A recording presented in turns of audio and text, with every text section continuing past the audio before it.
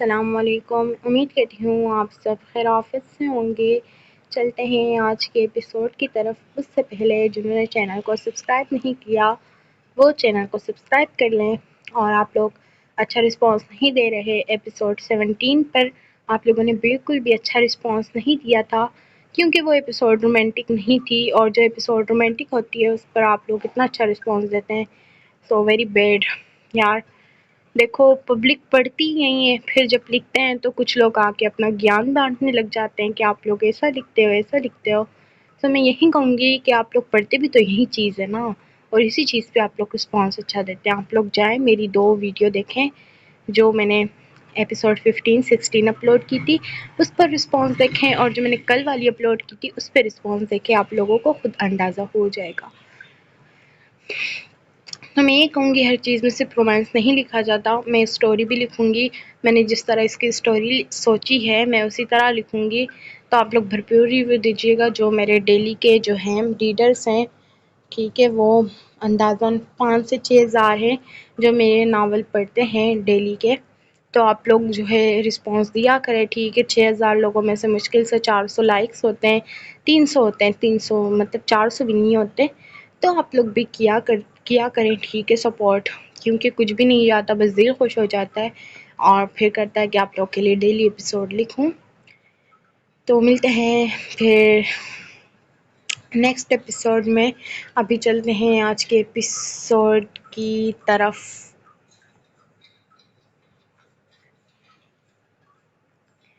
کیسا یہ عشق ہے اسکلم ہبہ خان، قسط نمبر 18۔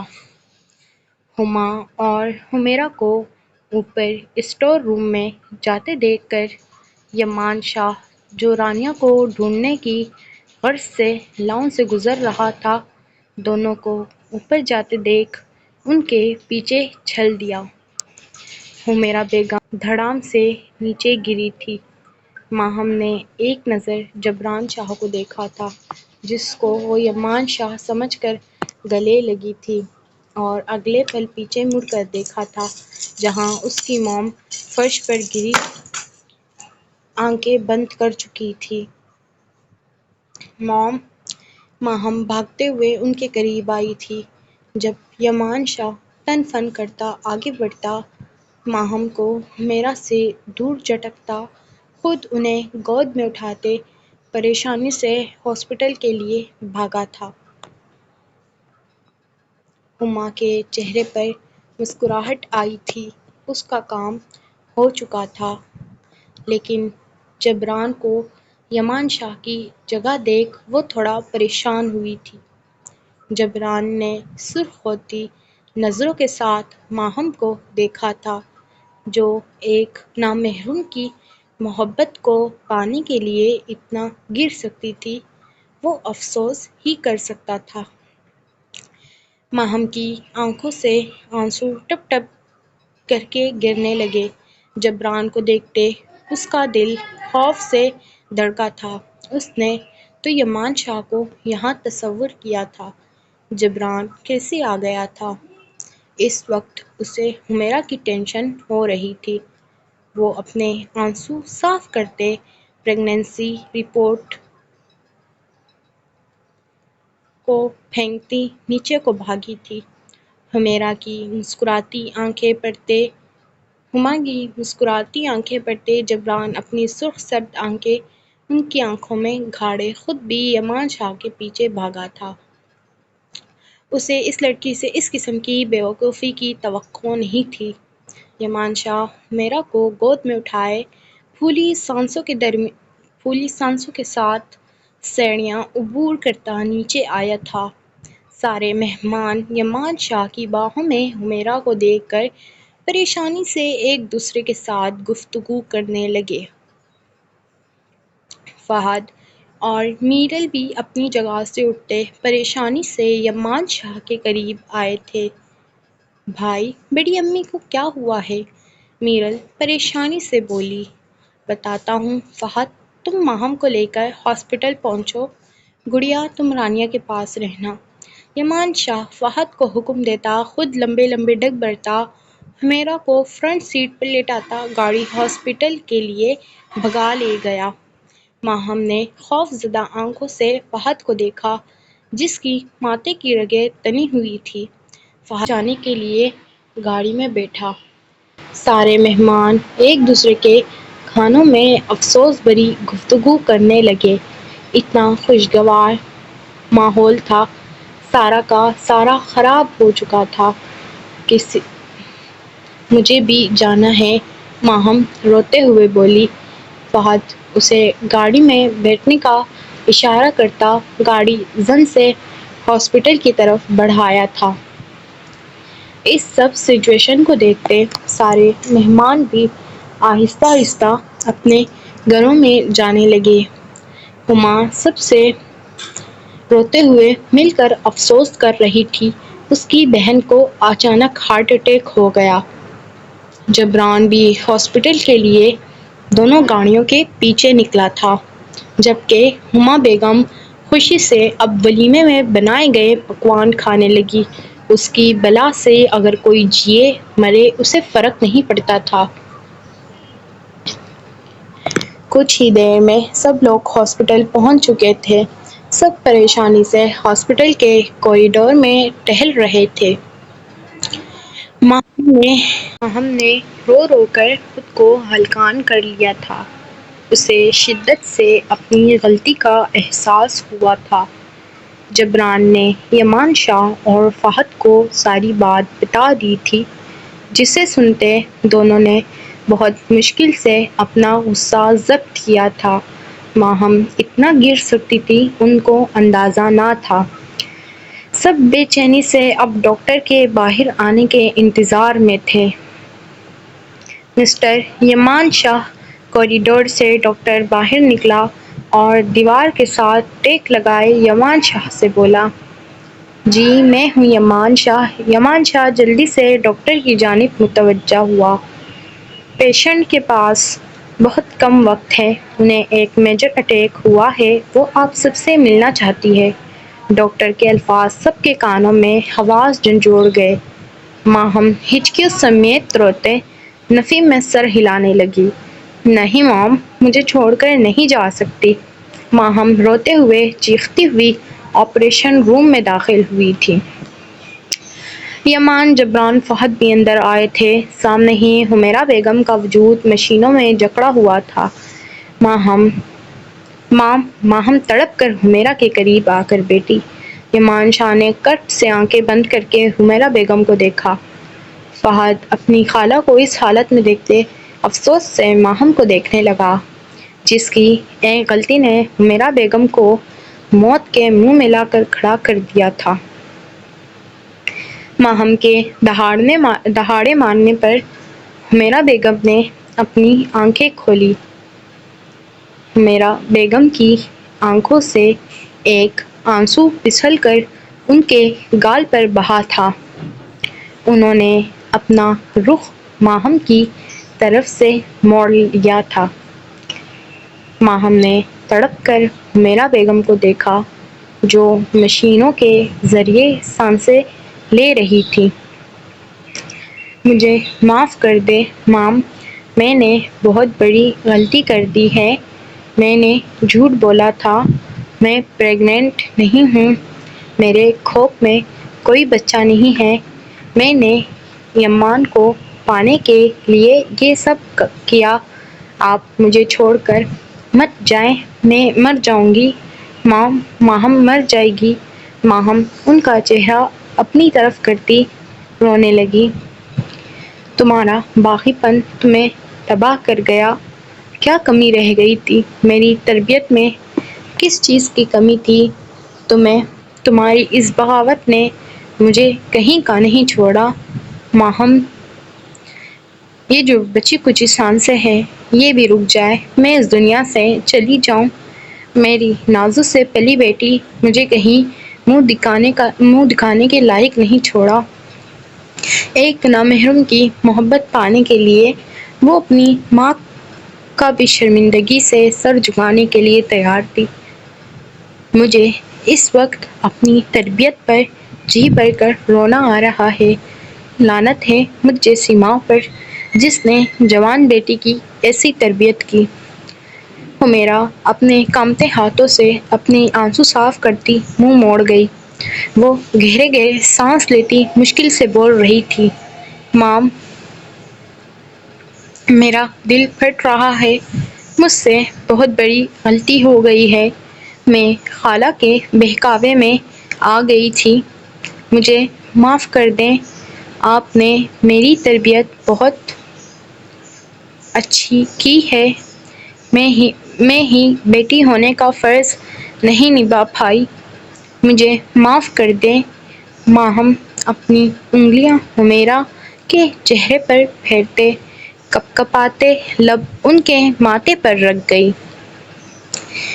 اللہ پاک نے ماں کے قدموں تلے جنت رکھی ہے، تم نے تو ماں کے پیروں تلے زمین ہی کھینچ لی، تم نے مجھے کہیں کا نہیں چھوڑا، جب تم ایک ماہ کی تھی تمہارے ڈیڈ مجھے چھوڑ کر اس دنیا سے چلے گئے تھے، اپنا خون پسینہ بہا کر میں نے تمہیں پالا تھا، اس دن کے لیے تم یہ سب کرتی، میرے منہ پر کالک کا نشان چھوڑ دیتی۔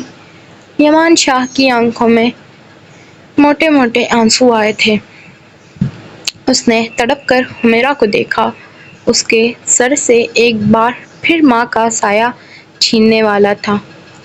مام، مجھے معاف کر دیں، میں آپ سے معافی مانگتی ہوں، میں اپنے اللہ سے بھی معافی مانگتی ہوں، میں باغی ہو گئی تھی، میں بغاوت پر اتر آئی، میں نامحرم کی محبت میں بہت غلط کر بیٹھی، میں سب ٹھیک کر دوں گی، سب سے معافی مانگ لوں گی، آپ مجھے چھوڑ کر کہیں مت جائیے، ماہم مر جائے گی۔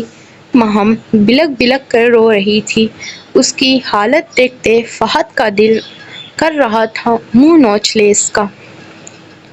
میں تم سے کوئی سوال جواب نہیں کروں گی، جبران بیٹے، میں جانتی ہوں جو سب ہوا ہے وہ ایک پلان کے مطابق ہوا ہے، میں تم سے التجا کرتی ہوں، جبران، میری آخری خواہش پوری کر دو، میں تم سے بھیک مانگتی ہوں، میری باغی بیٹی سے نکاح کر لو، اسے اپنی عزت بنا لو۔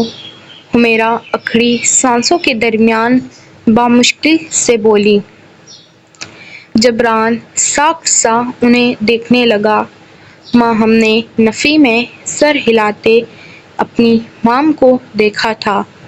مام، وہ سب ایک غلط فہمی تھی، ایسا کچھ نہیں، میں سمجھی وہ یمان شاہ۔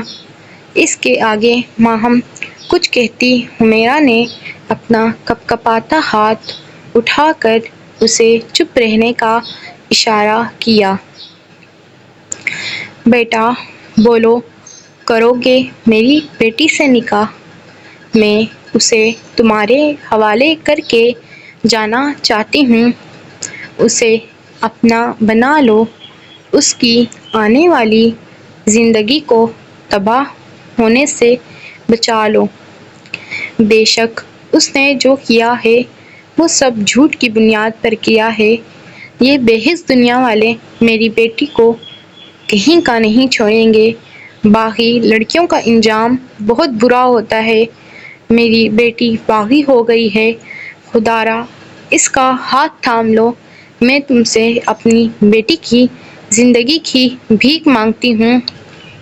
ایک خود غرض ماں بن کر حمیرہ گھٹی گھٹی آواز میں بولی، ماہم کے دل کو کچھ ہوا تھا، اس کا دل کیا وہ مر جائے، اس کی ایک غلطی نے اس سے اس کا کل جہاں چھین لیا تھا، اس نے اپنی ماں کی عزت پیروں تلے کچل دی تھی، لیکن اس کی ماں مرتے بھی اسے صحیح ہاتھوں میں سونپنے جا رہی تھی۔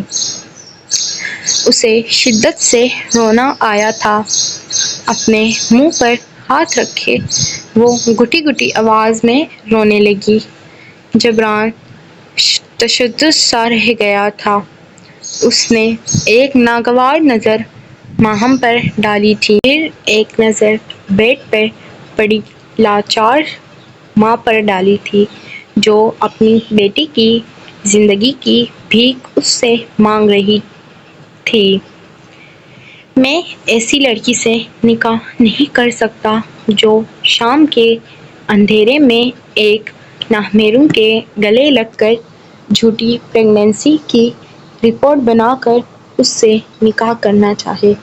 جبران شاہ کی عزت نفس کو یہ بالکل گوارا نہیں تھا وہ ایک ایسی لڑکی سے شادی کرے۔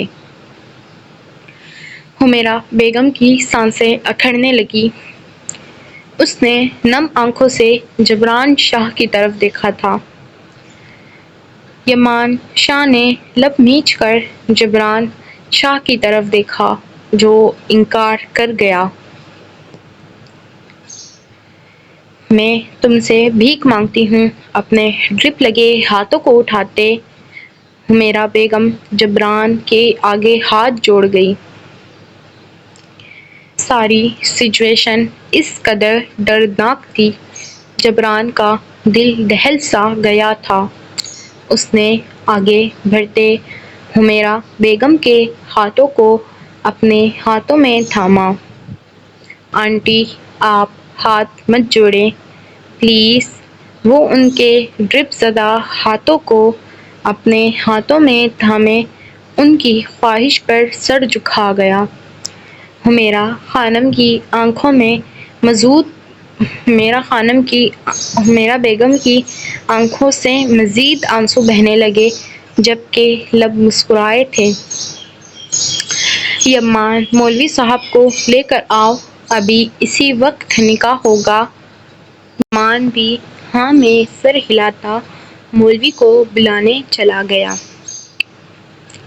آپی بڑی اماں کو کیا ہوا؟ اسے ہاسپٹل کیوں لے کر گیا ہے شاہ؟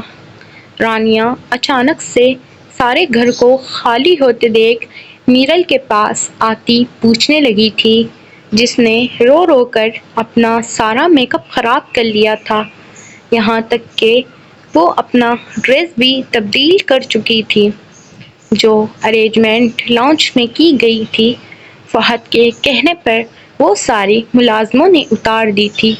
اب شاہ ولا کا ماحول کچھ ایسا تھا جیسے وہاں کوئی شادی ہو ہی نہیں رہی تھی۔ بڑی امی کو پتہ نہیں اچانک سے کیا ہو گیا ہے دعا کرو رانیہ وہ ٹھیک ہو جائے میرل رانیہ کو گلے لگاتی بولی۔ میرل سب واقعے سے ناواقف تھی۔ وہ 1000 دفعہ فہد کو کالز کر چکی تھی لیکن فہد اس کی کال نہیں اٹھا رہا تھا اور میرل نے رو رو کر خود کو ہلکان کر لیا تھا۔ رانیہ میرل کو روتے دیکھ خود بھی رونے لگی۔ اسے سچ میں واقعی میرل کو دیکھتے رونا آ رہا تھا جو کب سے جائے نماز پر بیٹھی دعائیں مانگ رہی تھی۔ اپی آپ رو مت اماں ٹھیک ہو جائے گی۔ رانیہ اپنے چھوٹے چھوٹے سانولے ہاتھوں سے میرل کے آنسو صاف کرتی بولی۔ گڑیا بس دعا کرو۔ میرل نم آنکھوں سے بھی مسکرائی تھی۔ رانیہ واقعی معصوم تھی بے حد معصوم۔ فہد نے اپنی مٹھیاں ضبط سے بند کی تھی۔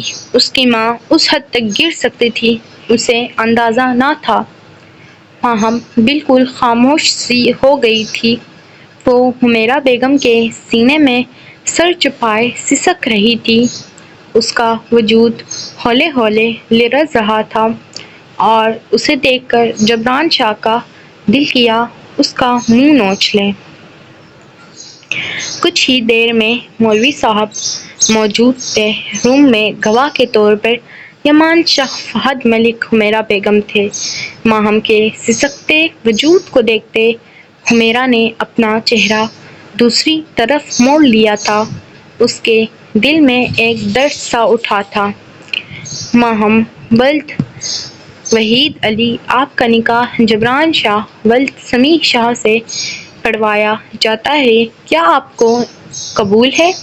مولوی صاحب کی آواز سنتے ماہم نے خالی نگاہوں سے اپنی ماں کو دیکھا جن کی آخری خواہش یہی تھی اپنی بیٹی کا نکاح جبران کے ساتھ کروانے کی۔